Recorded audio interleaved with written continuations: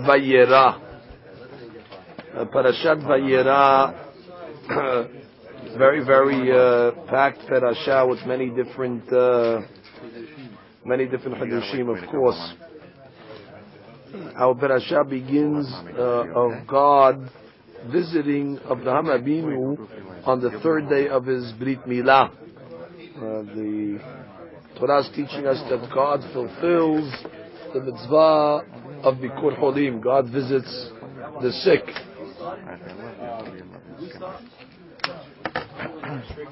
God visits the sick. So the Gemara learns from here that we have an obligation to emulate God. Mahu af'ata. Just like He is, so too you should be. God, for example, clothed Adam Arishon. So here we see we have an obligation to clothe the naked. Meaning the next time you're giving a bag of old clothes to the Bikur Olim, you have to know it's not just spring cleaning or getting rid of some junk. You're actually emulating God. That already is a very, very lofty, great mitzvah that you're acting like God, that you're giving clothes in order to dress somebody that is needy. For that matter, the Gemara says, God also consoles the mourners. When Avraham Avinu passed away, and a few parashot from now, we're going to read how God visits Yitzchak Avinu. Why? Because he was mourning, so God came to console him. So from here you see that what? You have a mitzvah to go to the house of mourning. We should never have to go. But it's also a manifestation of emulating God's ways. So here you see the mitzvah Bikur Cholim. That what? One should make it his business to also visit the sick. Now there's an interesting Shulchan Aruch over here. Maran discusses a lot of laws. And you think, what could be behind the laws of the Quran? Go visit the guy and tell him feel better and finished. Maran says there's even times when it's preferred to visit and times that are not preferred to visit. For example, Maran says you shouldn't visit the first 3 hours of the day or the last 3 hours of the day. You go somewhere in the afternoon. Why shouldn't you go visit the first 3 hours? Because the patient's sickness cannot be really diagnosed properly in the morning or in the evening. In the morning, the patient looks very healthy because he slept the whole night.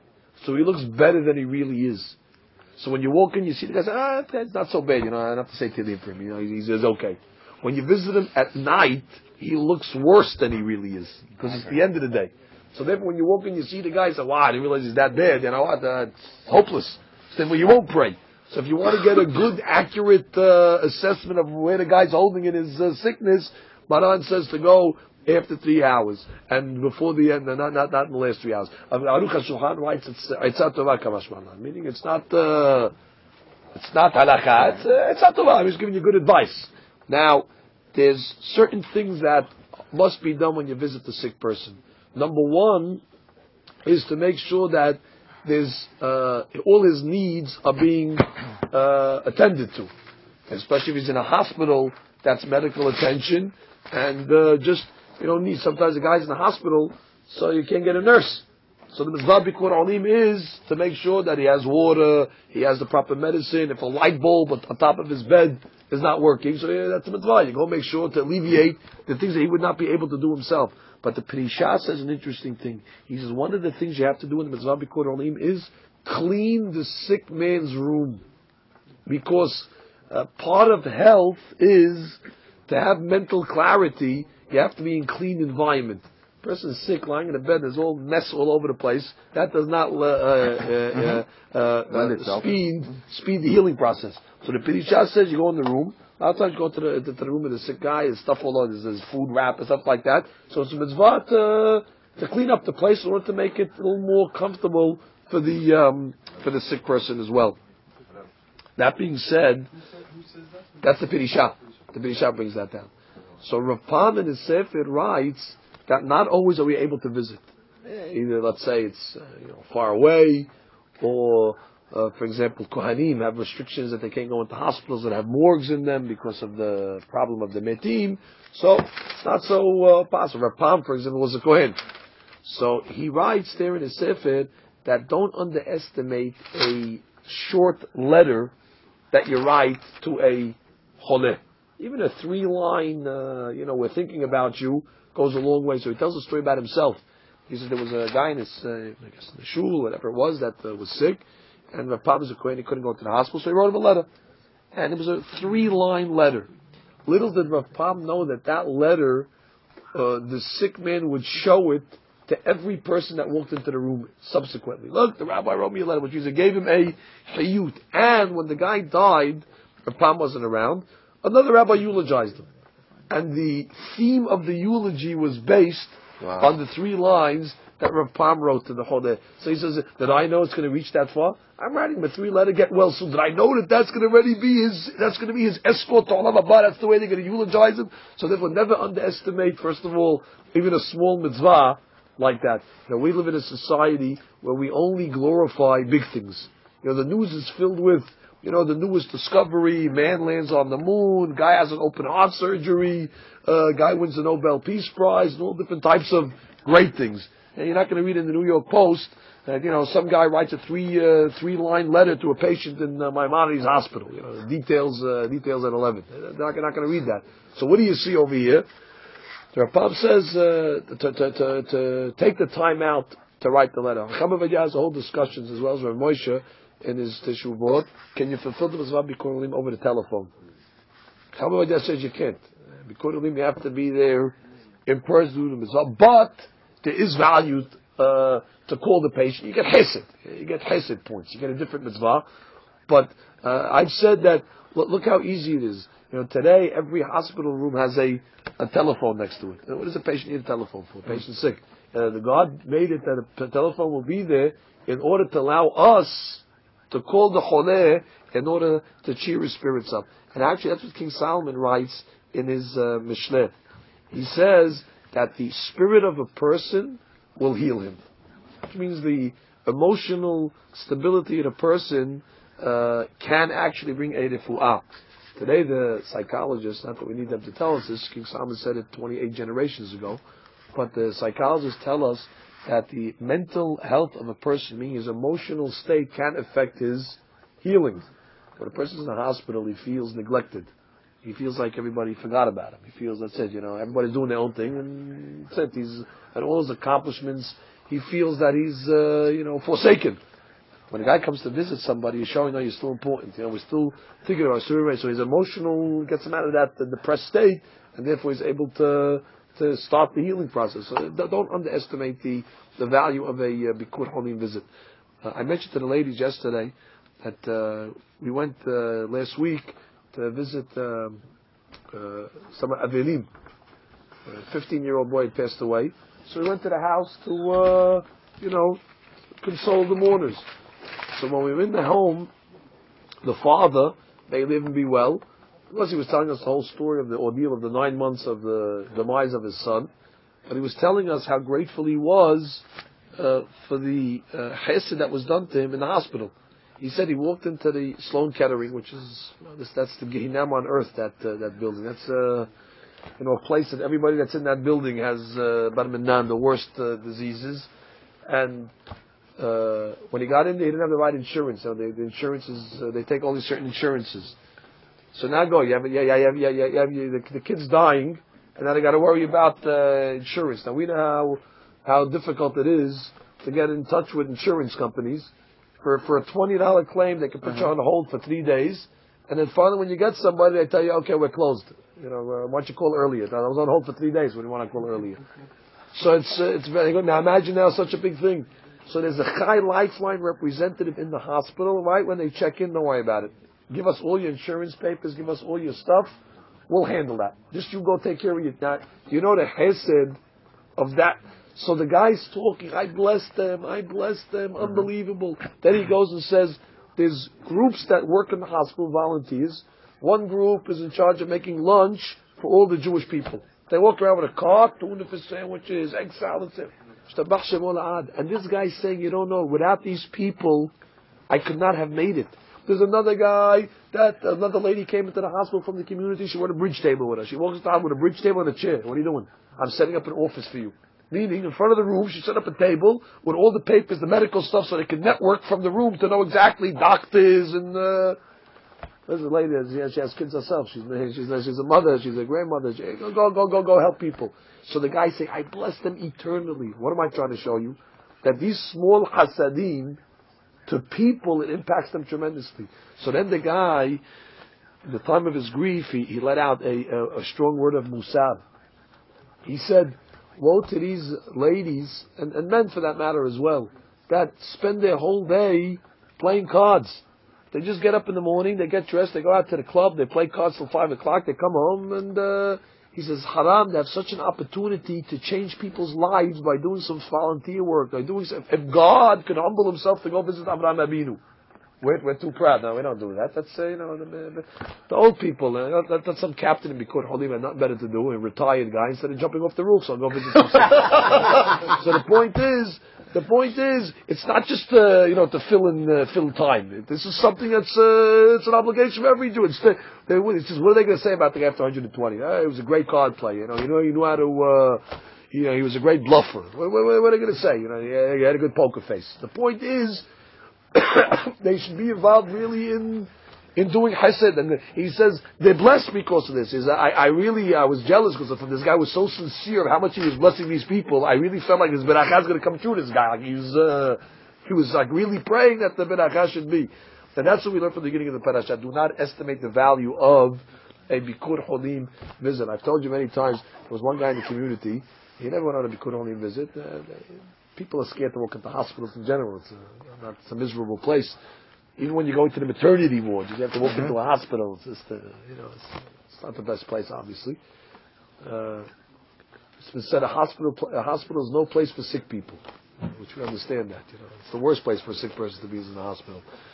So the guy said, I'm not going on a Bikur Holim visit. It's not for me. The guy said, you're going to love it. You're going to love it. You're going to love it. You love it? I love it. So he went. He walks into the hospital room with some Syrian guy. The guy was an old guy, and he was obviously in a bad mood. And he walks, hey, we came to visit you. Why'd you come to visit me? The guy, I don't know. I came to do a mitzvah. I don't need people coming to visit me. I'm okay. The guy was like very abrupt, very cold. The guy is expecting the time of his life doing this mitzvah, and the guy's shambling you didn't have to come here. You're bothering me. I want my privacy.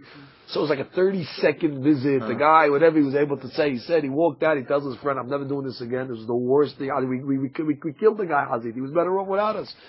They get to the elevator, he realized he forgot his attaché case in the room.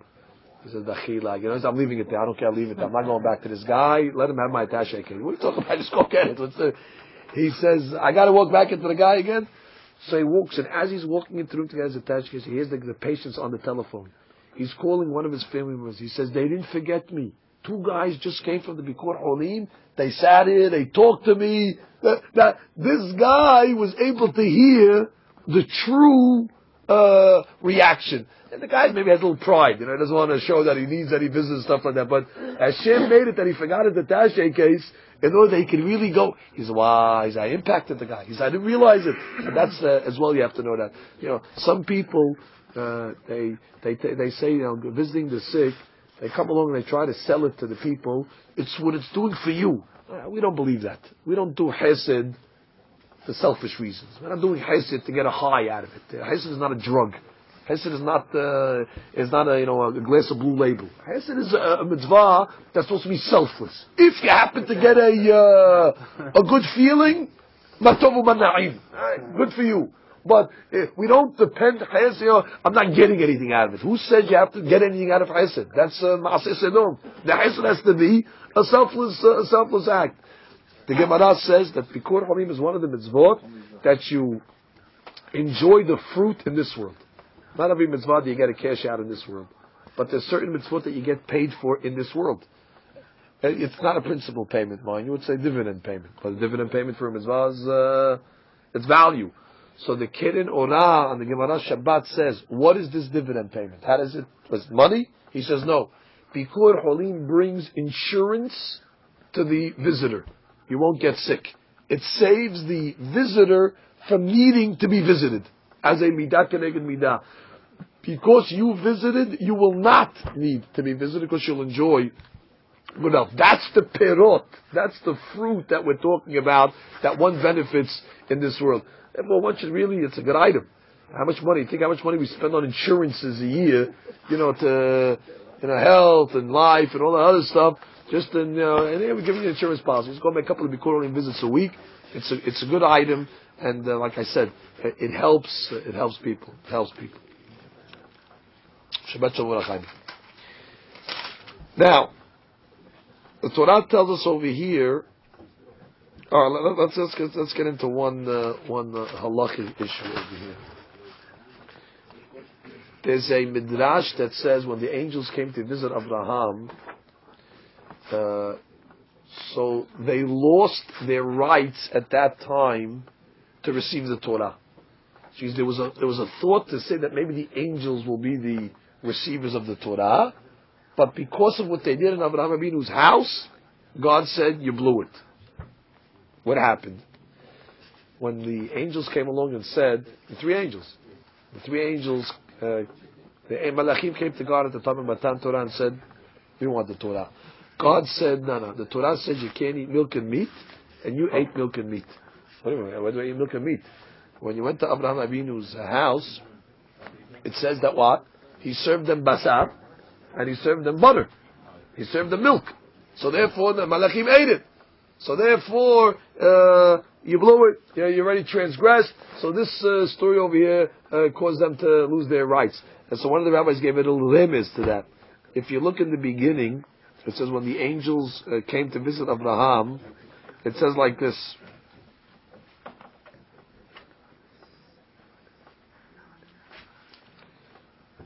Originally it says,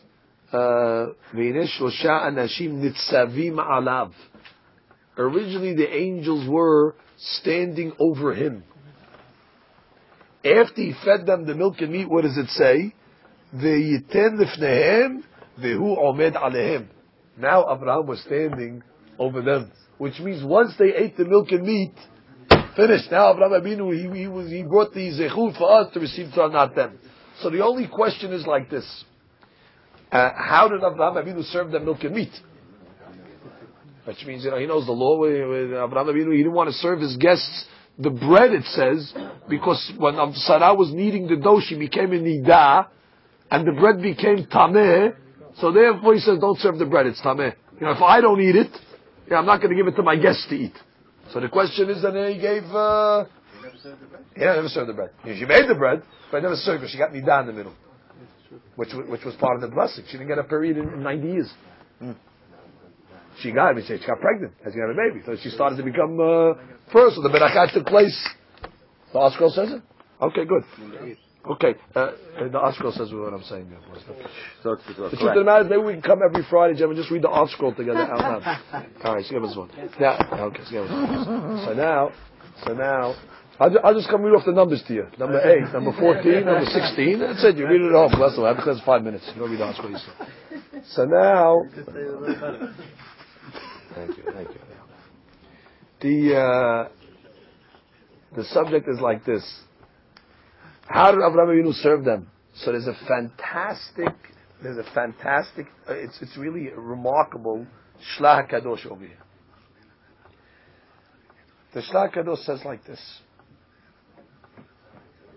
It says Avraham Avinu went for originally to get 3 different sheep. Right, in order to give them each one their own tongue with the mustard, like Rashi says. So what happened was, it says, Abraham went to get the 3 sheep. One of them ran. It escaped. So now Abraham Avinu is running after it. It ran to the place of the Ma'arat HaMachpelah. So Abraham didn't know what the Ma'arat HaMachpelah was. Got to the Ma'arat HaMachpelah, the door opened, and he saw that that's where Adam and Hava were buried. So now, Avraham Avinu said, Yuri, I know this is the gates to Gan Eden. He did the mitzvah of Achnasat Orchim. As a payback, God rewarded him on the spot. God sent out the angel, one of the angels, Michael, Gabriel, in the form of a sheep. The sheep ran to the spot to show him this is the item. Eventually, Abraham would purchase the Ma'arat HaMachpelah based on his knowledge of that morning, and eventually he would be buried there. Now, after the Malach gave that information, he disappeared. So when Abraham came back, he only had 2 sheep. But the third sheep was a shil. It was an angel. It wasn't a sheep. So now he's got 3 guests, 2 sheep. What does he do? Avraham Avinu wrote a book. I'm not sure you're familiar with it. It's called Sefer Yetzirah. It's the book of creation. He wrote a book that if you master the book, you too can create the world. Yes, you can actually buy it in Mekor. They have it in English probably. It's not like the Fishbein cookbook over here, but it's basically you could. It gives you the recipe to create the world. The Maharal from Prague used it to build a golem, a Frankenstein. I mean, he built a monster from it. So when all these new high-tech gene companies are talking about cloning and all that stuff, to us, cloning already is an old subject. We have a book already that we can clone the entire world already. Dolly the sheep, to them was a big item. We're cloning, monsters already from 200 years ago, from even before, from 2,000 years ago. So now Avraham Avinu is in a dilemma. He needs a third sheep. Avraham Avinu cloning a sheep is very easy. Takes out the Sefer Yetzirah. He goes, he opens up, the recipe for a sheep. He finds it over there, whatever the heebie-jeebie is, whatever the words you gotta say, abracadabra, and all of a sudden, boom, presto, you have a sheep. Okay, now, the Shlach Kadosh says, and this is amazing stuff here. I can't repeat this on the Friday night table, I'm going to tell you now. The Shlach Kadosh even goes further and says, later on when we're going to learn about the brothers and Yosef, the brothers and Yosef got into a little, political mahloket there. What was the claim of Yosef against the brothers? He saw them eating Eved Menachai. He saw them eating, meat from an animal that wasn't slaughtered yet. They pulled off the leg when it was still alive and they're eating it. According to the Torah, you can't do that. The brothers don't know this. So the Shlach Kadosh says, the thing was like this. That Sefer Yetzirah that Avraham Avinu had, he handed it over to his son Yitzchak, and Yitzchak of course handed it over to Yaakov, and Yaakov taught it to his children. That sheep that Yosef saw them eating Eved Menachai was not a real sheep. It was one of those genetically Sefer Yetzirah engineered sheep, and therefore it doesn't have the status of a sheep. It's like tofu. Oh, it's like soy. Exactly. It's an animal, but it's not an animal. So Yosef sees them ripping off the legs. He didn't know they're using Sefer Yetzirah. So it was like one of these Marit Ayin issues over here. So he says like this, the Shlach Kadosh. That was the piece of meat that he fed the angels. He gave them from his animal that he created through Sefer Yetzirah. That animal's pav. So therefore, from Abraham's standpoint, it was a pav. But the angels didn't know that. The angels were biting into it thinking they're eating a cheeseburger. So therefore, on their standpoint, God says, hey, you were willing to eat basar be'alav. But from Abraham's standpoint, specifically, he made sure to give them that one. Now, that's all nice theory. But wait, you can say anything. But I thought that had 3 tongues. If each one had a tongue, so 2 was a real so that's exactly what I'm asking. It's a nice theory, but therefore katuv. So now let's read the Pesukim in light of this new illumination of the Shlach Kadosh. Pasuk says, let's go to Pasuk Zayin. Ve'ela bakar, that's Abraham. So Abraham Avinu ran after the bakar, after the sheep. Vayikach ben bak. Now, he ran after that one. He's running after the one that's in the Ma'arat Machpelah. Right? What happened when it got to the Ma'arat Machpelah? It disappeared. So, Vayikach ben Abakar Rachbatov, Vayitin al-Na'ar. So, ben Abakar Rachbatov, the Shtar learns, he gave his Na'ar, meaning Ishmael, whoever was helping him at the time, he gave him the 2 that were there, and he was short 1. So what did he do to make the third one? Vaymaher la'asot oto. Interesting. Look at the language of the pasuk. he speedily went to make it. The end of Pasuk Zayin. Vaymaher la'asoto. It doesn't say Vaymaher l'shon. He had to create it. Now, that's the two that he gave. He says, right, Oto, that one. Now, Vayikach hema v'halav uben abakar asher asa vayitel lifnehem. Which means, which one did he give in front of them?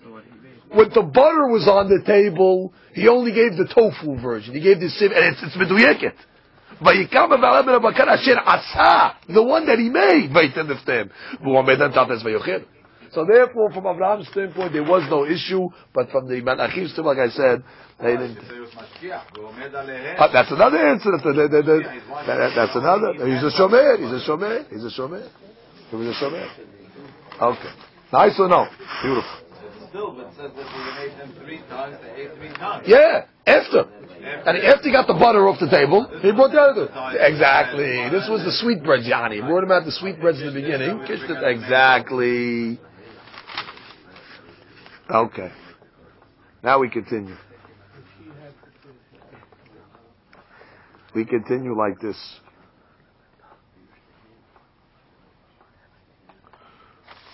We continue like this. Shla Kadosh, Sheila. Oh, Sefer Yetzirah. Yeah. I'm not going to say it. Yeah, I can say it, but I'm on tape. I'm not going to say it.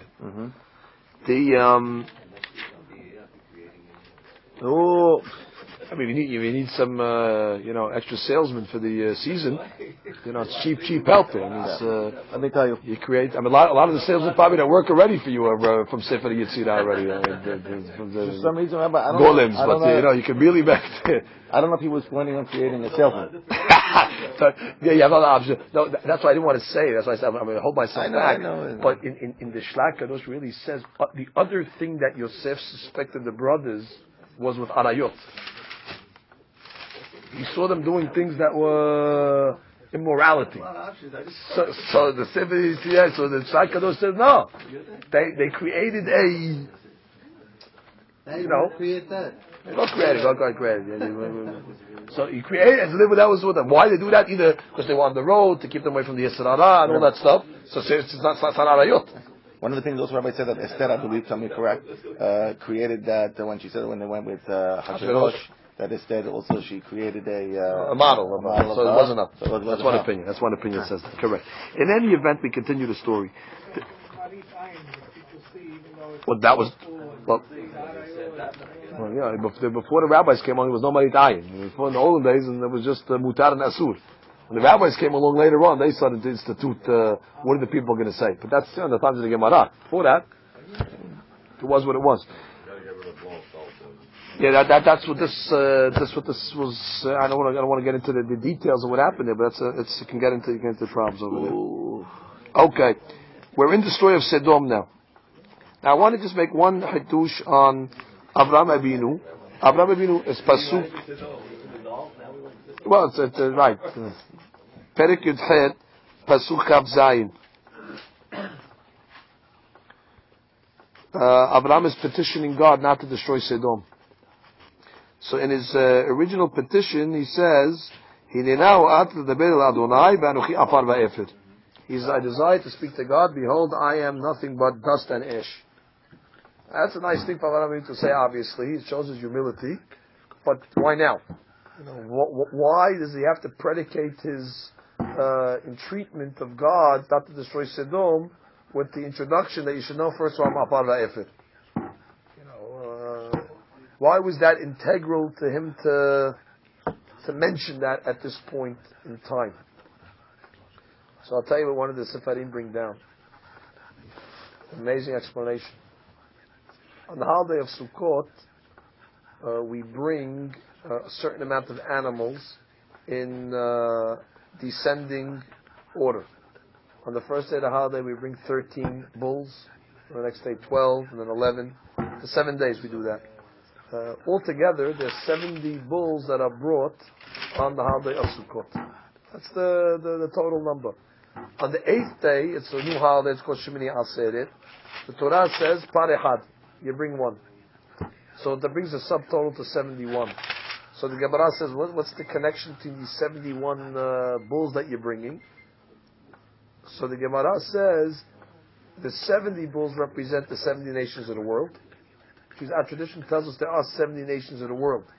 I can't tell you exactly what the 70 are. I don't know if they consider the European Union as one nation, or they consider it as 10 nations, or communist Russia and all its provinces, or, how do you consider Canada? Is it one, or you got, all these different states?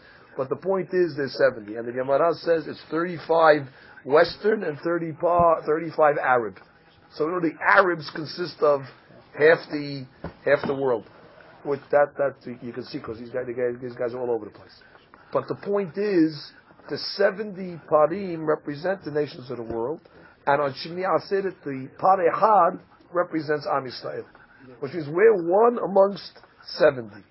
Now, I want to point out to you that when Adam Rishon was created, the original plan was there'd only be one nation, Am Yisrael. There was no need for the 70 nations. The 70 nations is an afterthought after Adam eats from the tree. Then already was a new program. Then already you had Am Yisrael and you had the Goyim. That's why, if you remember, after Adam Rishon sins, what does the pasuk say God made for Adam? He made him leather clothes. It says, Vayas Elohim le'Adam kotnot le'ulishto kotnot or, leather garments, vayalbishem. So the Gemara says, originally it was not kotnot or. Originally it was kotnot or. It was garments of light, meaning Adam Rishon's body shined. How do you spell light? Aleph Vav Resh, or. But after the sin, the or became or, which means the Aleph became an ayin, meaning it was exactly. Originally it was supposed to be one nation, Am Yisrael, but as a result of the sin, so it became 70 nations. Abraham's goal in life was to bring as many people back from the 70 to the 1.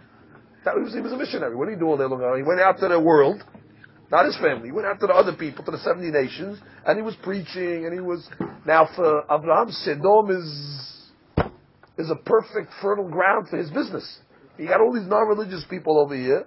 So now when God tells Abraham, we're destroying Sodom, so of course Abraham said, this is a great opportunity over here. I got this moon out over here. I got customers over here. Every guy's a customer, and that's my mission. My mission is to take from the 70 to bring them back to the 1. So what does he say, Abraham? Ve'anochi afar ve'efer. Afar is what? Ayin par. Efer is alif par. Which means Abraham is alluding to this principle. He's saying, my whole mission is what? My job in life is to go to the 70 parim, which is the 70 nations, and turn them into what? The Aleph part, turn them into one part, to the one nation. So therefore, it's very significant. It wasn't only a statement of humility on Abraham's part. He's actually telling them, listen, this is what I was created to do over here. My job is to recover, to mitakin the sin of Adam Rishon. And therefore, to destroy Sodom is... gonna slow me down. So therefore, God said, okay, fine, petition me, and then you know the whole story. 50, 40, etc. Now, Abraham finishes his prayers. Yeah. The pasuk says that God says, okay, I'm destroying Sodom, but you can save Lot. And Lot and his family. But look at the pasuk, I'll be there in 1 minute. Look at pasuk, Okay, I'll be in 2 minutes. Yud Zayin. That's page 86. Perek Yud Tet Pasuk Yud Zayin. Okay, I'll be there in 2 minutes. Fine. It says, Vayhi kehotzi'am otam achutza. So now the angel's taking Lot and his wife out. Vayomer himmalet al nafshecha. Save your souls. SOS. Al tabit acharecha. Don't turn around. Don't look behind you. And we know the rest of the story. She couldn't control herself. And how do you get a person to look behind you? Don't look behind. That's it. Sure enough, she couldn't control herself, especially a lady. They're curious. She turned around to see the action, and she turned into a pillar of salt. How can you say she turned into a pillar of salt? Because she was a kamsan. She didn't even give the guests salt. I mean, she was, obviously a miserly. Good luck. Okay. So now, I saw a beautiful explanation. Dirasha in this pasuk. It's not the text. It's a dirasha.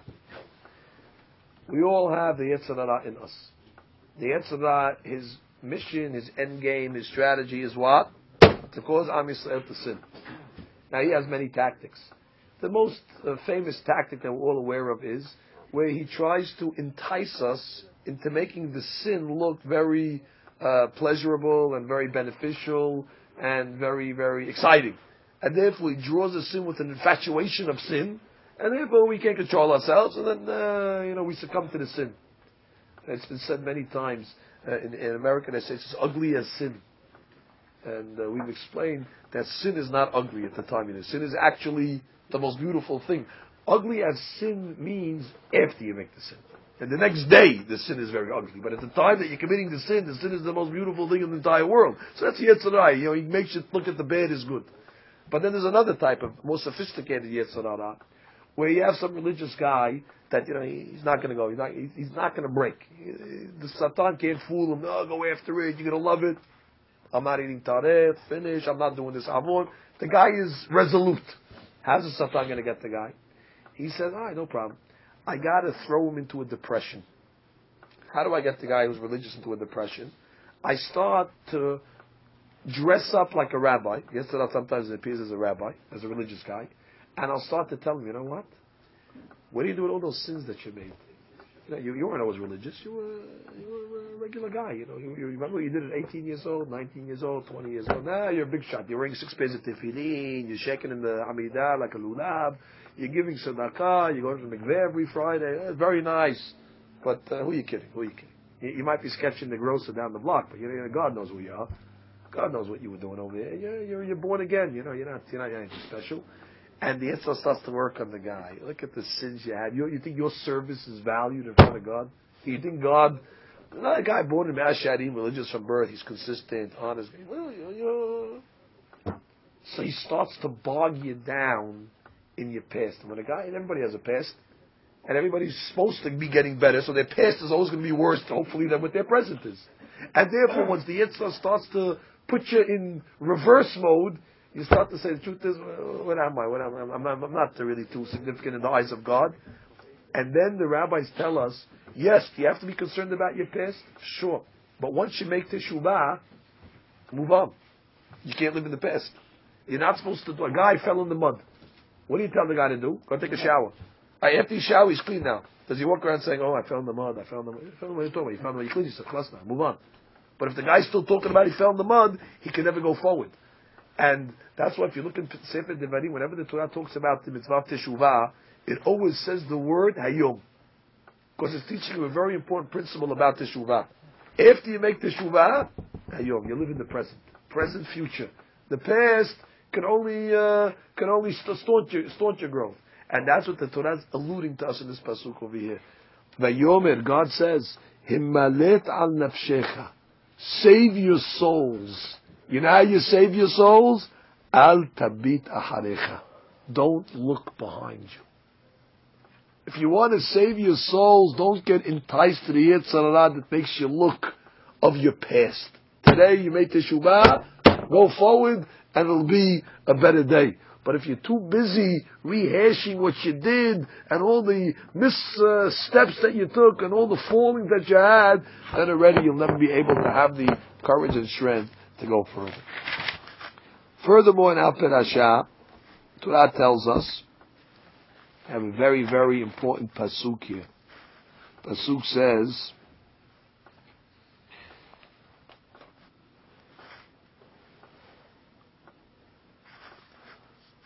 after the Sodom issue, after it was destroyed, the Torah tells us, Vayeshkem Avraham baboker. Abraham wakes up early in the morning, and Amakom Asher Amad Sham, in the place where he originally stood. What pasuk is that? That is Perek. Tell you now. Find the pasuk. Feel free to help me, gentlemen, to find this pasuk. Don't be shy. Actually, it is pasuk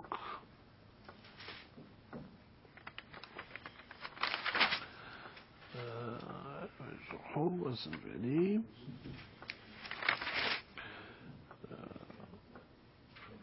Yeah, that's Perek Yud Tet Pasuk Chav Zayin. וישכם אברהם בבוקר אל המקום אשר עמד שם את פני השם. So the Gemara learns from over here a very important lesson. Abraham prayed in the same spot. אל המקום אשר עמד שם. The Gemara learns from over here, כל הקובע מקום לתפילתו אלוהי אברהם בעזרו. A man that establishes a set spot for his prayer, the God of Abraham will be at his aid. Why the God of Abraham? Because you see, Abraham prayed in the same spot. So the Gemara says not only that, but the guy that prays in the same spot every day, when he dies, they're going to eulogize him. And they're going to say, He Hasid, He Anav, Talmido Shel Avraham Avinu. They're going to say, oh, woe to the humble man. Woe to the Hasid, to the righteous man, to the pious man. A student of Avraham Avinu. We lost. So the rabbis all are perplexed. You want to tell me you have to pray in the same spot? Yeah, but what makes the guy a Hasid all of a sudden? All of a sudden the guy becomes a Hasidic because he prays in the same spot every day? And you tell me the guy, Anav. What makes the guy an Anav? Just because he prays in the same spot every day. So the simple explanation we've said over several times was that if a guy's such a technical guy that he's careful to even pray in the same spot, that's a lifestyle, must be. Which means if a guy's so careful, even on the small little items like that, to make sure he prays in the same spot, must be he's careful on the big items. So Hasid is in order. But what makes him humble? Why automatically is he eulogized as a humble man? Because he prays in the same spot. The simple explanation that we always say over is that if a guy can pray in the same synagogue for an extended period of time, he has to be humble, because inevitably in your career of synagogues you're going to get disgraced and humiliated, and you're going to ask them to send in for a certain aliyah, and you're going to get that week because you have the yortzeit, you walk in all excited to get up to say the kaddish, and they give it to some rich guy that came from out of town. That they want to milk him for a Misha Berach, and they give him the Aliyah instead. And they come to you, oh, sorry, I prayed for 30 years. This guy's over here, some guy to milk him for some money. And then what? You come back to the same shul the next day and you pray in the same seat. That's already a humble guy. To go through the career of synagogue politics and keep on coming back. Like we said many times. The guy says, open the window, close the window, and you're on the wrong side and you're screaming and yelling. Many people have taken their kurach, or their kurach has been given to them and said, get out of here. And they open up their own shoes. But the point is, if a guy can pray in the same shul for an extended period of time, he must be a humble guy. People in shul are funny. Synagogue attendees are funny people. You could probably do a whole psychological study on the first minyan. You could probably have every character and every first minyan in the synagogue. Yeah, 100%. It's very funny. But there's another explanation over here. You know why he's in Anav? I remember we said this over. It's a beautiful point just to say over to the family. You remember when Balaam was praying, was trying to curse the Jewish people. So he tells Balak, go build the Mizbeach in a certain area. We're going to build a Birkat Korban in that spot, and God will answer us. We'll be able to curse the Jewish people. So they build the Mizbeach. He does the whole sacrifice. He's about to curse the people. Blessings come out of his mouth. Bisamim comes out of his mouth. So Balaam says, okay, you know what? This was not the spot. Let's go build it over there. He moves this location. New location, builds the Mizbeach, blessings come out of his mouth. Move the location a third time. Blessings come out. Balaam was the antithesis of Avraham Avinu. When Balaam's prayer wasn't accepted, what does he say? It's not me. It's the spot. The spot is defective, and we didn't get reception here. There's no bars over here. We'll go move to a different area. But I'm good. My prayers are good. Avraham Avinu just prayed for Sodom. Was his prayers answered? No, his prayers weren't answered. He prayed to God, please, don't destroy Sodom. A day later, God destroyed Sodom. Where's Abraham praying? In the same spot. What does Abraham say? If my prayers weren't answered yesterday, it's my problem. It's not the spot's problem. The deficiency is in me. I didn't pray hard enough. Avraham didn't come along and blame it on the spot. And therefore the Gemara says if a guy keeps on coming back to the same spot and praying, even though he's not getting answered, what does that show? Must be a humble guy. Because he doesn't give the shul over here is not good, my prayers don't get answered. It's the rabbi, that's always the rabbi. So it's the rabbi, the shul over there. He's putting an interference on my prayers. He put a static against the tiffi. No, it's not the spot, and it's not the rabbi, and it's not the synagogue. It's the person. Therefore, if a person prays in the same spot day in and day out, rest assured, he must be an anaf. Comes the Torah and continues. Torah tells us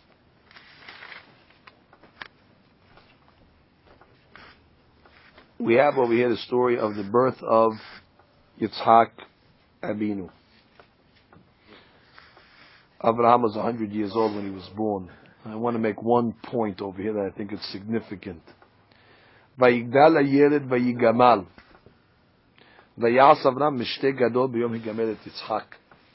That's pasuk het. It says Abraham made a big party on the day that he circumcised Yitzhak. How do you know this was the day of circumcision? Tosfot says when it says b'yom higamel, higamel is an abbreviation of the words hagmal. Hag is 8. Hegimal is 8. Mal is milah. So he made Mishteh Gadol when? Biyom Hagmal et Yitzhak. On the day that he circumcised. So may you learn the inyan of Seudat Milah. That it's mitzvah to make a Seudah on the day of the Milah. This is one of the sources, one of the Mekorot. That's also when the baby comes into the room. What do we say? Baruch Haba. Haba is Gematria 8. So therefore we're saying Baruch Haba, the one that's being circumcised on the 8th day, welcome. So the question is, all these rabbis that are coming along and speaking against big parties, what are you talking? Abraham Avinu doesn't say he made a best wedding over here. It says he made Mishteh Gadol. He made a big party. And all the rabbis come along and say, limitations, limit the food, and putting all sorts of gezerot, this is how much this is how much that. By Abraham Avinu, it seems they didn't limit him. And he was a rich man, he could do whatever he wants. He made Mishteh Gadol. Now, of course, it doesn't say he had party planners, all that other stuff, but it seems that he made a big party, no question about it. So that's why, for an Amma artist that just reads text, he can come in and come to the wrong conclusion. Baruch Hashem, we're over here, B'nai Torah, we study the Perashah with the commentary. That she over here tells us what made the Mishteh Gadol. Was it the centerpieces? Was it the band? Was it the flowers? Was it the drapes? Was it the dress? What in the Torah's vernacular, what constitutes a Mishteh Gadol? Was it the bar? Aha. So was it the food? Was it the caterer? So it comes Rashi and says, Jerry, you're a smart guy. Mishteh Gadol, Shayu Sham Gedolei Hador. It was on the attendees. That which makes a party a big party or a small party. The guest list. At this party you had Shem Ve'ever.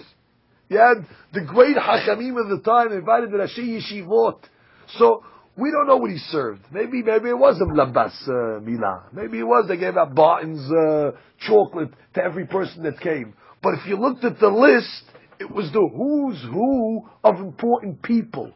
And therefore the Torah is telling you, make Mishteh Gadol. But according to the Torah's understanding, you can have a Mishteh Gadol in the most lavish hotel. But if you have a bunch of degenerates that are on the guest list, so the Torah says you spent $500,000 on a wedding, Mishteh Katan. It's a very small wedding you did tonight. Which means when the Torah comes to assess, how was the wedding last night? A small event. And then you got some Sheva Berachot in the basement of the Miri Yeshiva with the fluorescent light bulbs and the cobwebs. And you got a bunch of Rosh Yeshivas sitting around with flat seltzer, drinking stale sponge cake. And they come along and they say, how was the this was a big item. This was a Mishteh Gadol. So you see already, it's not on the menu. That's not it's not on the aesthetics of it. The Mishteh Gadol is on who's at the That's a very important lesson to remember. This is something that has to be repeated. Last but not least, cannot go on this parasha not say something about the highlight of the parasha, Akedat Yitzhak. I will just tell you one idea that we told over to the ladies yesterday. Question is obvious. Avraham, you're great. It's 10th and final test. Avraham went 10 for 10. He batted 1,000. Avraham Avinu at least was willing to sacrifice his son. And he was going to go through with it. Even when they stopped him, he said, just let me do something. And God says, now I know you're God-fearing. But the question really is Avraham so unique? We're students of Jewish history. This event has replayed itself thousands of times, unfortunately, in Jewish history, where Jews died and sacrificed themselves for their Jewishness. Read the stories of Spain, where Jews are willing to die gruesome deaths not to be baptized. And there's an interesting teshuvah that the Dadzikim about Itosfot brings in Parashat Noah, that in the times of the Crusaders, there were some rabbis, Rishonim, that gave heterim for parents to kill their children. So they don't become baptized, so at least they die Jewish. Imagine that. You go to the rabbi, you can kill your kid. Amazing. And they did this. These are not Avraham Avinus. These are regular, guys that went to the rabbi for a psak. And the rabbi told me you have to kill your child. And they killed their children. So Abraham's getting all the credit, but it's been done in Nazi Germany when Jews went into the gas chambers. They said Shema Yisrael before they died. They said the Berachav al Kiddush Hashem. So we explained it according to a story. There was a great Hasidic Rabbi. I think they called him the Kufshitz Magid. A rabbi. Tamir Hakam, obviously. So what happened? A lady came to the rabbi and said, please, Rabbi, I don't have children. Pray for me. The rabbi went into his meditation. He did his whole thing. He said, it's not the time. What do you mean it's not the time? I came for Perachat. It's not the time. What do you mean? I'm pleading. I'm begging. What should I tell you? I can tell you a story, Batshi, he says. He said, there was a lady in the times of the Baal Shem Tov. She also didn't have children, so she went to the Baal Shem Tov and she pleaded with the rabbi. The rabbi told her the same thing. It's not in the cards. And she went crazy. Please, please, please. No, she left. After she left, she said, the rabbi was gracious. He gave me his time. He's a tzaddik. And I didn't give him anything. She was a aniyah meruda. She was a destitute. She was poverty-stricken. She had 2 coins. She took the only 2 coins she had. She bought a piece of cloth. And she made a robe for the Baal Shem Tov. A robe. She runs now to the Baal Shem Tov. He was leaving the city. And he tells her, I told you it's not the time. She said, no, I didn't come for a beracha anymore. But I came to give you a gift. I made this robe for you. Baal Shem Tov said, you don't have any money. She said, I took the last 2 coins. She said, you took the last 2 coins to make a robe for Tamir Hacham. So the Baal Shem Tov says, in that zechut, even though it's not the time, I'm going to make it the time. You're going to have a child. And sure enough, that lady gave birth and she had a child. And then he looks at the lady and says, I'm that child. And then the lady says, fine, Rabbi, I'll make you 2 robes. So the rabbi looked at her and says, you know what the difference between you and my mother was? My mother didn't know this story when she made the Baal Shem Tov the robe. Which means she was the first to do it. She didn't read it in a storybook and say, oh, a good idea. That was self-motivated. And therefore, she's different than everybody else. Abraham Avinu didn't know the stories of the Inquisition. He didn't know that it was going to be quite trendish and fashionable for Jews to give up their lives. In his time, nobody ever gave up their lives for Judaism. Abraham Avinu was the first. And when you're the first, that already, you created the patent on such items. So he was the trendsetter. Which means if it happened later, it's only because Abraham Avinu did it once, and now that became a Jewish thing. So therefore there is a big difference. Yeah, people might have done it more gruesomely, and they might have done it more, however you want to say, it was a big test for them, but it was because Abraham Avinu started the concept. He had the patent on Mesirut Nefesh. And with this we explained the famous midrash that says, Hannah and her 7 children. Hannah had 7 kids. They all died al Kiddush Hashem. As a matter of fact, the king brought the first one in, bow down to Avodah Zarah. I'm not bowing, killed him. Bow down, I'm not. 6 out of the 7. By the 7th child, the king wanted to save face. There's people watching. Listen, I know you're not going to bow down to the idol. I'm going to drop my ring in front of the idol. Just bow down to pick up the ring. It'll look like you're bowing to the idol, and I'll save face, and you'll... I'm not interested in Marit Ayin. I'm definitely not interested in you saving face. I'm not doing it. We're going to kill you? Yeah, we're going to kill you. Fine. Before the 7th son died, Hannah whispers in his ear and says, listen, you're going to go upstairs now, my 7th son. Go to Avraham Avinu when you get up there. Where am I going to find Avraham Avinu? Well, you'll find him. He's up there. Ask for directions. So you go up there and find Avraham Avinu, and you tell him, listen, you sacrificed 1, my mother sacrificed 7. And this Midrash is perplexing. Hazir, what do you want from Avraham Avinu? Good for you, you did 7. My fault you did 7? You went out of your way to Asdan him. You went out to jab him. I have a message from my mother. What did your mother say? I did 7, you did 1. What for you? I'm going to eat him. Leave me alone. Get out of here. Well, you came out of your way just to zing Avraham Avinu. Well, it doesn't make sense to Midrash. But based on what we're saying now, Hannah was actually saying, go tell Avraham Avinu that because he did 1, I was able to do 7. Hannah was coming along in a sign of gratitude to come along and say, I didn't start this trend. Because you already created this concept that you sacrifice for God and sacrifice even their children for God. So I'm a student of history. I read it in the Bible. Go tell Avraham Avinu, it's his credit. I'm not taking credit for it. Yeah, I might have done it 7 times over, but it's because Avraham was able to do it once. My 7 times quantitatively might be greater, but qualitatively I wasn't the first. I knew the story already. Avraham didn't know the story, and therefore he gets the prize. Baruch Adonai Le'olam.